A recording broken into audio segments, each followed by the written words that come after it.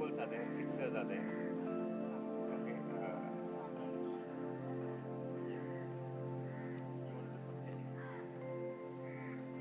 Please, what's the graphic artist? Wow.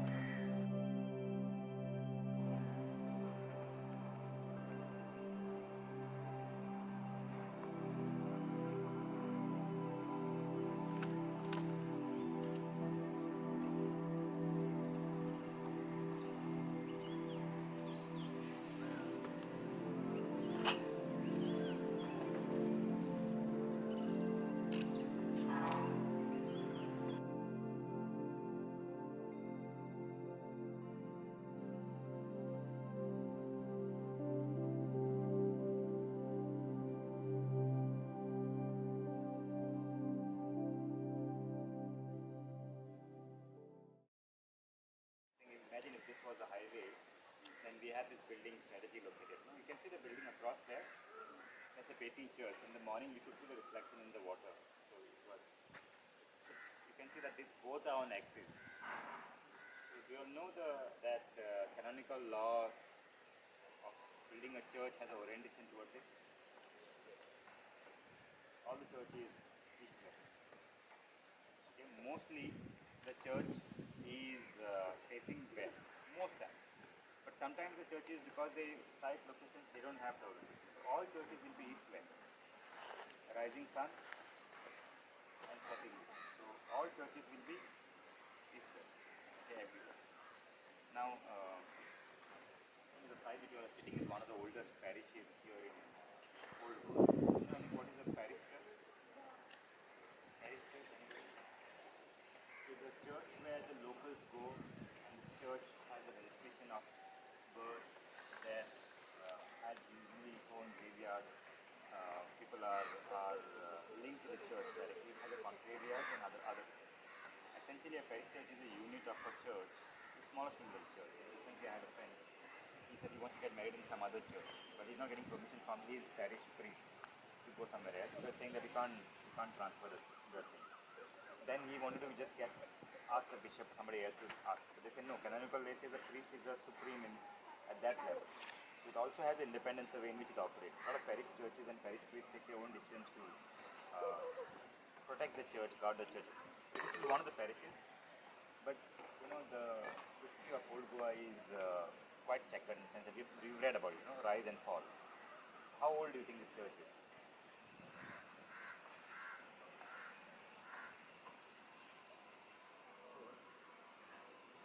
No, who knows don't answer.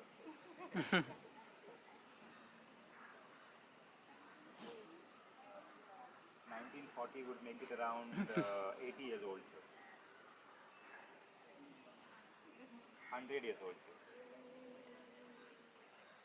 You look the style and look at the church.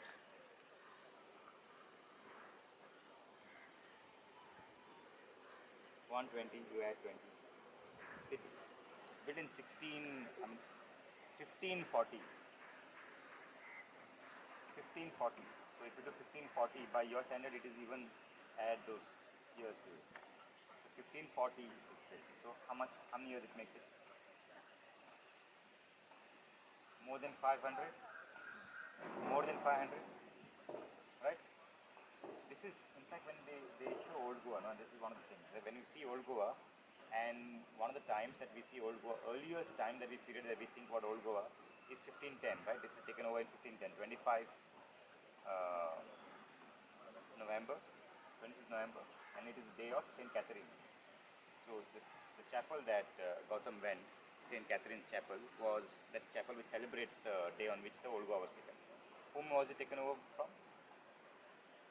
We all know.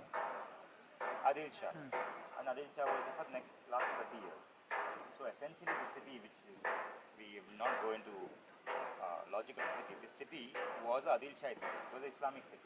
So when you think about the past of Portuguese, before that was Islamic, clearly. But what do you think is the classical period? We have discussed it in the studio. Classical periods of Indian history is divided into what? How do we divide Indian history? The Mughal, and Mughal we consider as what? Medieval? No? Yeah, What do we consider Mughal? Not modern. medieval. Modern colonial. So Mughal will be what? Medieval. Pre-colonial. Okay. So if Mughal is pre-colonial, okay, he's taken a category, right? So he's taken Indian history, lessons of Indian history. He's done Mughal as a pre-colonial, right? Portuguese are colonial. Yeah. Where is Mughal Empire established?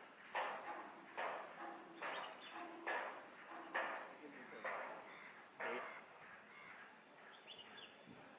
1526. 26 when Babur came along. 1556 approximately 1560 when Akbar comes along. 1560. So Akbar is the main period, right? Like Akbar. So if you even if you look at the establishment of the Mughal throne in Delhi, it is happening in 1526. When the Portuguese here? 1510. Right? So when we start thinking about Indian history and we want to use the categories of Indian, which means essentially Anglophone history, the British history, take those categories, and if the Britishers were saying we want to really establish, we want to establish pre-colonial history, and they go back to Mughal history.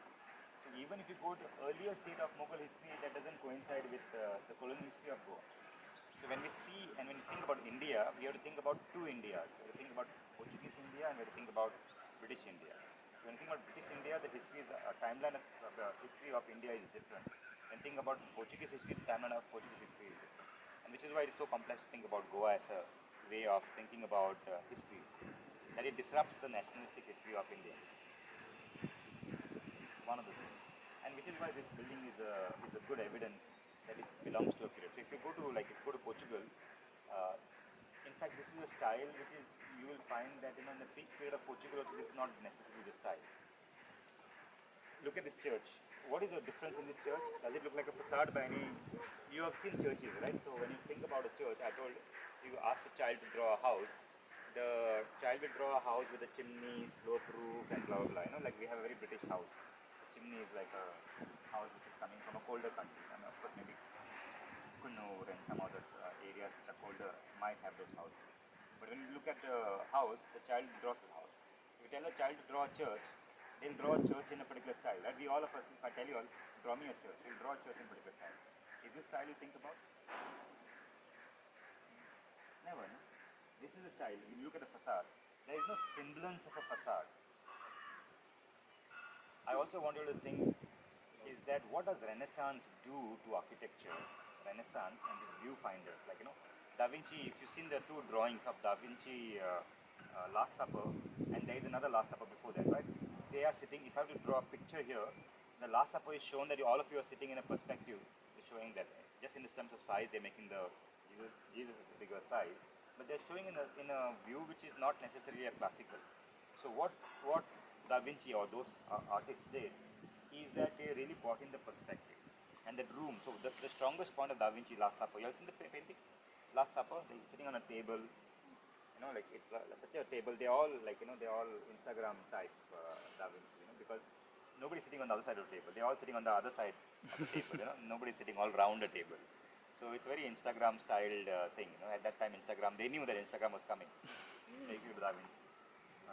So they make them all sit on the other side, and there's a perspective going on. And that perspective is also something which was used for. So we in a classroom we have studied Renaissance architecture, and we have discussed about what Renaissance did to urban space. So we use one of the terms, and what are the terms that we use? They are arranger of space, which means they arrange architecture as objects in space, creating plaza, squares, etc. So what Renaissance also did is that they really came up with this really doing the facade. So their classical orders, what they did is they rediscovered the classical orders and they re-established them into modern forms. So there are a lot of, there's Bernini and a lot of people who are writing books now, texts now. And in the text they are writing these classical styles, they are writing all the classical orders. So there are the way in which you want to organize buildings, the way you want to organize the facade, etc.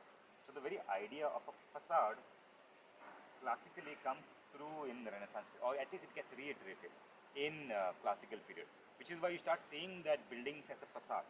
So when you see the building, you can read flat facade, you can read the orders, you can read if you want to put a tower block, so you can read the composition of the building completely by that means. Whereas this building, if you see, um, it's built for different purpose. So this building, these corners are ones which are helping it to strengthen the corners. So they don't have a buttress, but this corner is allowing higher building to be built in one side. So these are more or less serving as structural members. But also, if you see here, there is this would have been a choir. A choir is a place where high priest would pray from. Okay, this on first floor of this is a choir. So you have an entrance, and this is called the area here. Any area just in front of the entrance of a church is called narthex. Okay, so this is called tower over the narthex. Okay, so this is a tower over the narthex. What is interesting about this tower is that if you were a king or if you were a high priest, and if you were sitting on the top here, you would be protected. So what would happen is that when you would have this kind of churches in outskirts of Spain or Portugal, those areas would not be protected. So there would be people who would come, they could rob the church and they could go away. So if you are a high priest, if you are king and all, you could be inside this tower and people could stand with guns or protect themselves on the tower itself. So the reason that this is built like a fortress in front is because all the important dignitaries would be praying from top here. And in case there is a raid or there is an attack from somebody, this would act like a protective. So this is like a church with a defensive architecture ingrained into it. Okay, you may find, I don't know whether there are holes, you may find some of the edges, not in this one, but there would be places where there would be gun holes. But it's a time period where even the gun technology would not have been that, because the gun also is a much later technology, the technology through which the Portuguese, in fact that's one of the things, gunpowder. That's one of the things that they really control the seas, that they have powerful guns. Okay, so think of this church as really belonging to the pre-classical period. This is not a classical period. Renaissance period, if you've studied or you've seen, whether we will look at it, like say St. Peter's, Rome, is a classical architecture. You have what are the features of classical architecture? There are these columns, pilasters, pediment, okay, large pediment, engravings, and then what? So that's classical. What does Baroque do? Stylistically, it takes the classical and does a little more drama with it, right? So Baroque is like more drama, more flourish. If there is a simple pediment, they break the pediment. They start playing with the pediment, etc. All the styles from classical onwards. So this is pre, and you can see that it doesn't have that any classical, like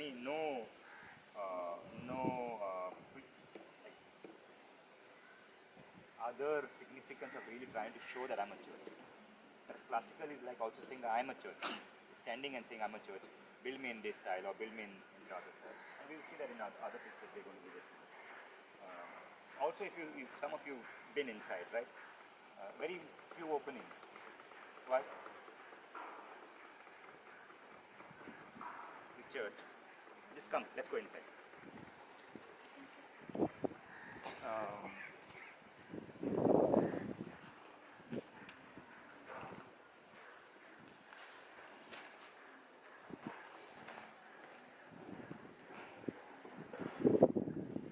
One of the difficulties in really talking about church architecture anywhere is not looking at it and saying that there is only one style. It's never the case. Because styles are not something which were all the time completely frozen and movable. So for example, this particular thing is very classical, but I have doubts whether this would have been the original thing. This looks like it is assembled afterwards. There must have been more important churches around, and those must have been fallen down and they must have assembled it later on. But this is very classical. Whereas if you see here, this groin arch, this is a groin arch, this is very much Gothic. Now stylistically you all know, right? Gothic, classical, Baroque. Renaissance is after, Gothic is before. So style which predates Renaissance is Gothic, right? And these are those groin arches are the ones which are Gothic, you would say. How do you know it? Like they are pointed arches. Whereas Renaissance starts doing this rounded arches. These are the round arches which are, but whereas this is Gothic. This history of Gothic is there. Where is that? This would be like a So this is Renaissance, and my estimate is that this is much more later. This is assembled after some of the buildings which has been fallen old. So look at the opening. So this is a tower of the narthex, and if you see where the choir is here,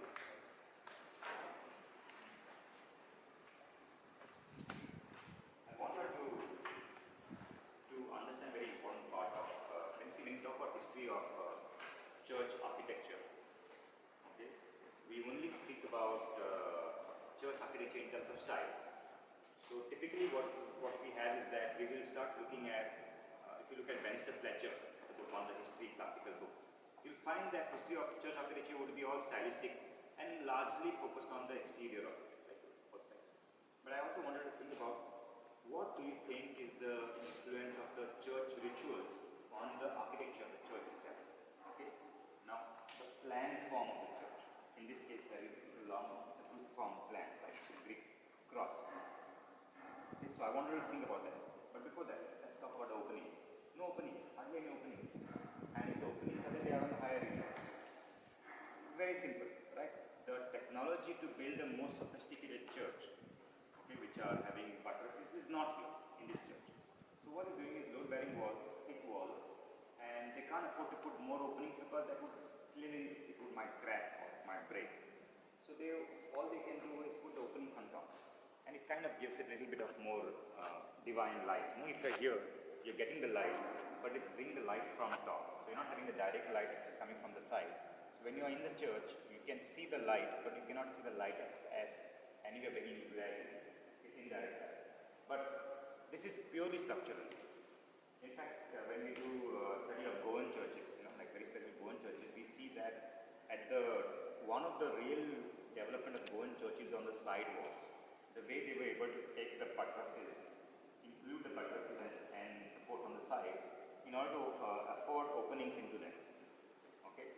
And one more thing which we don't see here on this church is many churches, not a basilica, but especially Sikh Cathedral and other churches are having what is called the ceiling. So on top there are two components of the church. There is a ceiling. This would have had a false ceiling definitely. About thing which means there would have been some kind of wooden cover. And there is a roof. See, in our classical term when we learn about contemporary architecture, we just say roof. And we think that roof and ceiling is one, which is not the case. There is ceiling and there is roof. The purpose of ceiling is to cover the, and we can only make the difference in large spaces like church architecture. There is a reason why the ceiling is different because it would really decorate the interior of this church. And the function of the roof would be to keep the rain out. Okay? So we will go and see, ask me definitely when we go to the other part, what's the difference between ceiling and so this one, and I want to notice it here when you go there, you will find there is no ceiling. There is no ceiling here, but because the church has fallen down, there is the roof, etc. But also there is no groin roof over it, which is a stone roof over it, stone ceiling over it, which you will see in other churches. But this is the choir. So imagine now, you are a lady and you are standing here and doing the church. Until 1961, and you must have seen the difference in church architecture, right? Anybody been to recent contemporary churches? That they are fan-shaped, right? They are opening up, they're fan-shaped. They're like a big auditorium where the priest stands, gives a sermon from center, and all the people around the church are closer to you. That was not there in the earlier form. The fan-shape happened after 1961 when they said that the sermon should be equidistant to all. Otherwise, if you see this long church, we find that there will be clearly graded hierarchy, right? Some community would be sitting here, another community would be sitting here, somebody would be afforded to closer things. There would have been like a graded hierarchy in the church itself. So not only is Renaissance stylistically changing, Renaissance to Baroque especially, is changing stylistically, but there is also change in many other aspects of the church, okay, including that of music and choir. In Baroque, we are looking at the church not in its ritualistic form. Imagine now Baroque music or some classical music playing out from top there, the piano, and you're listening to the whole thing. Your experience of church would have been very different because we not only use spaces purely based on optics, which is visual, but also through other senses, including sound, right? So when we are going to be hearing those music in this church, the experience of church will be very, very different. Okay? So in that sense, it's a classic church. I want you to think about, this, the facade of this surely were having more application. And one example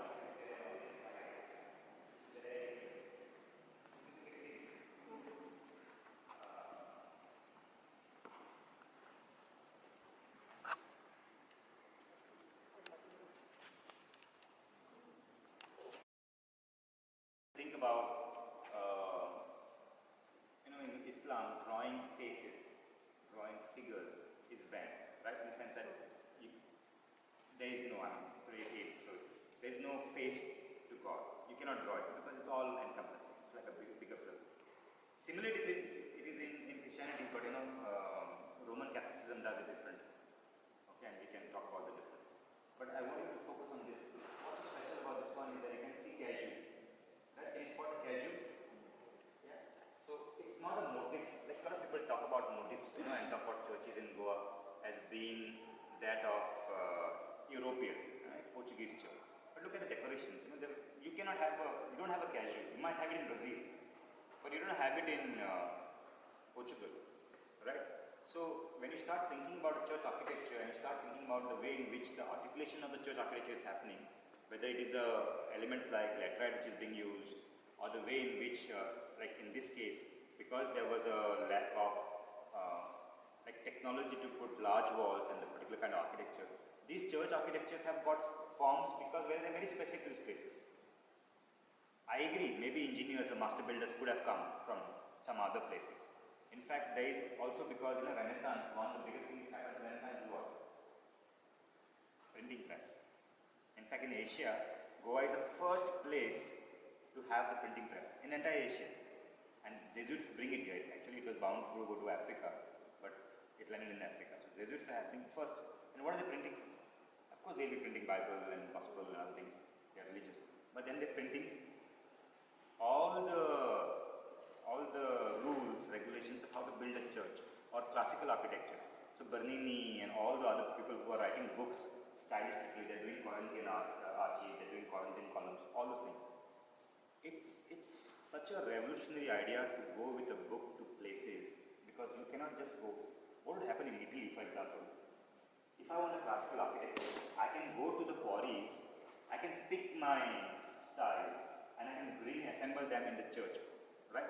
So I can go to a quarry and I can get the kind of, because they would be doing mass production of those Corinthian columns, pediment, decorations, all those things. I can pick it up in the quarry and come. But if you're in Asia or if you're in, like, say, Goa, those kind of import of styles to make it look like European church is not there. Italian churches might look same because the quarries are similar. You could be outsourcing in quarries. But here you don't have that kind of luxury. What do you have luxury though of the books? So the development of the printing press has played a huge role in development of styles post-Renaissance period, whether it's Da Vinci, Bernini, or many others, okay, Michelangelo including. They were able to expound their ideas through books, which is why I say right, because even, this is so that friend who came here from, he was writing a book, he told me your building might not survive, but book on it will survive more. It's like our concept that books survive more than the buildings. It's like the archives are more powerful than the building itself. Building might go achieve, but books will not. So it's an odd this thing, and which is one of the things. So tree of life very much Goan. By Goan I mean the idea of Goa at that time, and which is also, and so there is also this Anjal Shavet Barado which writes this whole thing about invention of Goa. That there was no Goa before 1510. And because the Portuguese comes here, they start making the entity which is Goan. That's when the starts creating. But these churches would not have been whitewashed. Now, this is also something which you have studied, right? All looked at. So, Kavya, where there is, it's like a filigree work. Inside there is a work. So there is a carved out, you are infill and you have a color which is going on. So imagine this kind of art going all across the facade. So you might look at this church and say it is really simple, whitewashed. It is not so. These are much more recent. Like we can see that a huge amount of decorations and all have gone. So this church, if at its peak time, would have been far more richer and far more decorative than it is right now. Okay, all these small details. Is that plaster or a stone? Which one? The Apparently, one of the specialty of this place is what is called Konkan stucco. Okay. Okay, and which is very, very regional. So they had a way of making stucco because, see, again, think of all the time the comparison goes to Italian church. This is the eye, that is farming effort. So they bought, like, so which is why the Da Vinci guy who is looking at the human. So that's what Renaissance was doing. It's like it was humanizing the religion itself. Trying to say that God lies in proportion, not in size. They're bringing down and then build, and we'll see those examples. Classic Gothic. Some of these Gothic, so they don't end with this. Whereas Renaissance goes back to doing the circle. So this is Gothic. So again, when you look at a church, it's very difficult. Like there might be several styles in variant. It's very difficult to say one style. But this is Gothic. Here on top. That's Gothic. But this is would be Renaissance. This will be classic. Circle and very more simpler form. They can go. So when you look at Sistine Chapel, for instance, the reason it is really is because here we have the motif. The Sistine Chapel has the entire ceiling done of painting. So what they do is that they have a simple thing, but then they start doing more elaborate art over it.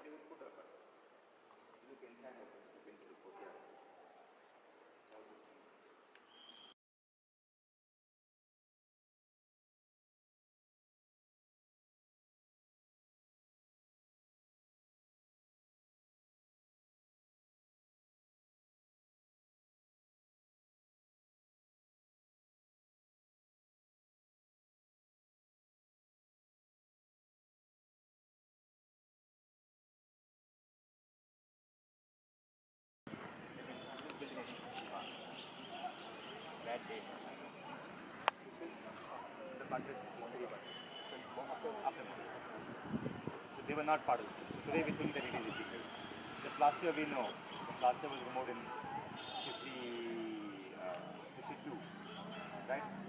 50, yeah, it's 51, actually they must have removed 50, 51. For the 52 exposition they had removed it. But you can see this, you saw that church, the narthex, there is no tower here in front, the tower is behind. But a very classical order, no? 1, 2, 3, down is a Corinthian order, second is a different order, third is a different order. Then there are scrolls, there is a particular way in which the architecture, very simple proportion, not doing anything much, right?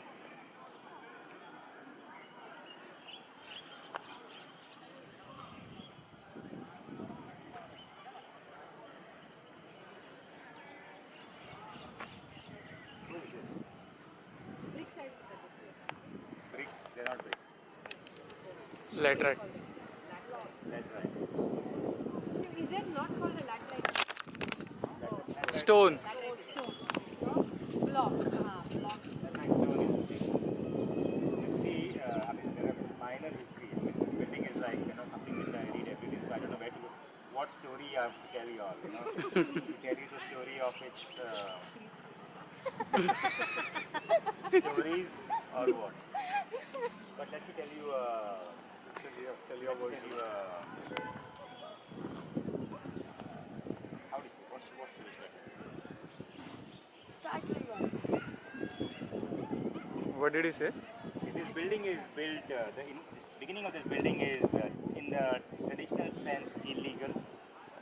So if you see St. Francis of Assisi, which is there, and Agastya somewhere around. So Jesuits didn't have their building at here. Jesuits had their building on the outskirts. So there is one building which is far off, which was St. Paul's College, right? And St. Paul's College is by the center. Even we can't walk from there to here, right? It's small, but we can't walk. We get tired. But that would have been even further down. Jesuits didn't have when they came here, they didn't have a church here. They said we want to build a church as close to the center as possible. They were not allowed. There was opposition. So what did they do? Two of them, they did that. They were housed like this. It's two houses. So they bought over the house, two houses. And overnight, like just like the way they're saying, they put outside one thing, house of God. Overnight. They started praying there. So they took illegal houses by buying illegal meaning that even the permission of the Senate was not there with them to build it. They took over houses, there were two houses there, and they built the houses. And they started building the church. Now, why do you think, like we think about Portuguese and we think about Christianity and we think that they're all in hands and gloves, you think, no? Christianity and Portuguese. There's no difference in religious practice versus empire which is trying to dominate. What is the relationship?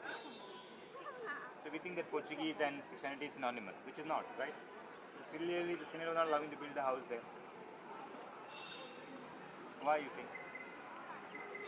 Because if you see, you think that there are so many churches here. That church, for example, is the bishop. Okay, the bishop of Asia, literally. South of the India, which is a huge area. That is St. Francis of Assisi. That, in fact, is one of the first churches to build. Because Franciscans were the first ones to come. Can you see the turrets around that church?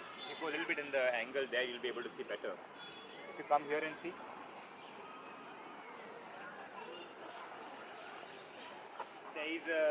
there are two turrets next to it. Paulo Varela Gomes and many historians are saying that the two turrets are inspiration, and they are hexagonal turrets. They are inspiration from Gol Gumbaz. Okay, and seen Gol Gumbaz, the turrets, that they are attached, unlike Taj Mahal. The minarets are not separate, they are part of the building itself. So here also, if you look at it, like they're very much Islamic or Islamic in design. Is also because, like earlier times, the references when they were giving, they were not references based on religion, they were references based on buildings. And Bijapur was a powerful kingdom. So if I want to signal to them that, okay, listen, we are equal powers, I would be again getting inspired from any of the turrets which would be Islamic. If you go there, the only thing which remains from Portugal and which is original Portugal is that door, entrance door there, which is manual line. Okay, there, very interesting door there. The rest of the building was rebuilt. So this was not the original church. This was rebuilt in 1661.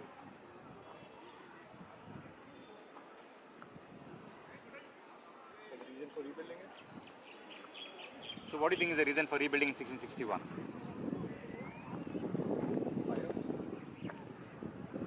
See, we talk about cities in terms of dates, right? Panjim city in which you are living is built, or more it came in 1843. What, 175 years history? This city, where there was all across there were buildings, has a history even before 1510. Right? So when they built the first church of St. Francis of Assisi, the complaints were that that building was undergoing ruination even in the 1600s. So essentially, that sometimes we think that ruination has happened now because of whatever. It's not the case. Ruination was part and parcel of any building of the city. It goes down. Cities, when they come up, they go down. So when that that building is going down, those people said like we need to reconstruct the building. It's a very interesting building. In fact, inside also, the way they've incorporated. If you see, there are buttresses which are on the outside. You see there, those small roofs which are coming out. That is a buttress, which is just like this buttress here. Now that buttress is incorporated into the facade itself. So when you go there in the church, you go there, those windows, they give a very deep light. So when you're inside, the light which comes from the top is quite amazing. And in fact, that road along that church going to Sikh Cathedral was a very busy road. And so they didn't wanted the windows opening down there to disturb the ongoings of the liturgy or anything else. So what they did is that they said, let's do a little bit of innovation. Let's bring the light from top. and they have the inner buttresses which is going on top, and the light is coming from top. So if you go there, the light really is amazing. Now here is again the difference, right? When you see the roof on top, here we'll go to that church. Okay, that's the last church we are visiting. We can't go more. But the roof is like sloping roof here, right? Inside there's a ceiling, and the ceiling is quite amazing. In this case, the ceiling is truly amazing, the way it brings the light inside. But I want you to today, like, being Eid and everything else, focus on that church, because that would have been, the archive shows that would have been one of the churches where the Shahi Masjid was. So the history of Old Goa is also that, prior to it being a Christian, Portuguese, with all the church, it would have been Islamic city. And that was the location of the church. So when we interpret, we say that, okay, it is trying to take the inspiration from Gol Gumbaz in Bijapur, but is a reference only to Gol Gumbaz, or also the fact, acknowledging the fact that it was prior to it was a mosque. It's difficult to say. I'm not trying to say that, okay, there was an inspiration because it was a mosque. But the connections to, the building shows the connections to three levels of history. To the empire, which is Portuguese, to the Franciscans order, religious orders which came here, and also to the Islamic age which is earlier. So when we're reading the history, we have to do these multiple readings, and within its own lifespan it is being rebuilt. It shows that it's not a one-time act. Because when you see the buildings and churches, this part is more or less the same. But that church is completely rebuilt. So when you see the churches, it's also difficult because they will write that established in so and so date, but to pinpoint when is the latest facade redone, that's a little difficult. So then the Deccan Islamic Empire is older than the Mughal Empire. Yes, Deccani is older and more richer. The Deccani history is very understudied history. The Deccan history is more, because see, Mughal history has got lots of focus because the British takes over, and British wants to build their power like the followers of the, they are saying after Mughals we are the great, but we are even better than Mughal, right? So British India, the ASI, British India tries to save a lot of buildings, Mughal buildings, but they are doing this building because they want to say that, okay, this is the empire we've taken over from. So that's why their reference was Mughal, and therefore our reference becomes Mughal. Whereas Deccani architecture is quite rich, but it's underplayed in Indian history.